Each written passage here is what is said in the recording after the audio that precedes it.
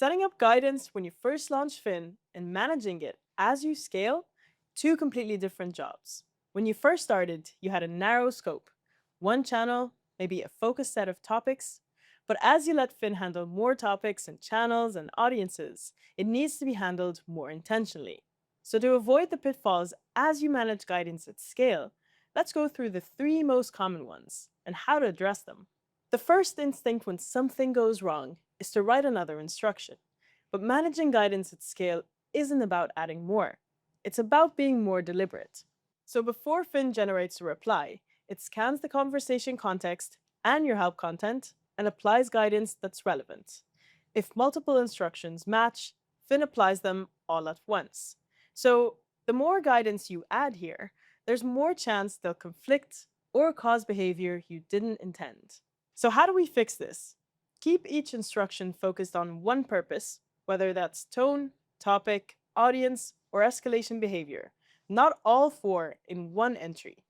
Regularly review your guidance and retire anything that no longer earns its place there. Next, any guidance you add will apply everywhere by default, unless you scope it correctly. Guidance you've written when you've only had Fin on live chat that says keep responses short and direct will apply to Fin's responses if you set it live on email, where customers expect something a little bit more thorough. So, for each piece of guidance, ask yourself, should this stay global or should it be scoped to a specific channel, audience, or situation? If you don't want it everywhere, use audience targeting, channel filters, and be specific in natural language about when you want this to apply. It's okay to have a global setting, just make sure it's really what you want. And finally, guidance is one of the layers to train Fin, and it has a specific job. Mixing these up is one of the most common reasons why Fin might behave unexpectedly. Content is what Fin knows, the actual answers. If one of them is wrong or missing, no piece of guidance will ever fix that.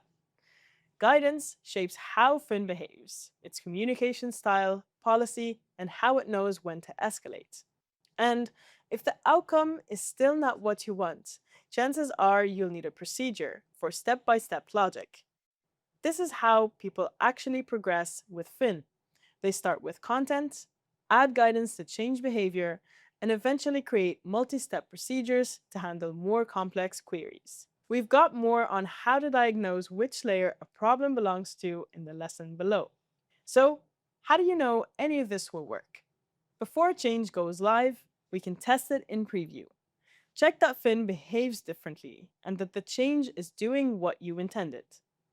After it's deployed, use the event log to see exactly what fired and when. And that's how you confirmed it worked, and how you catch something that's quietly competing where it shouldn't be. Oh, and one last thing.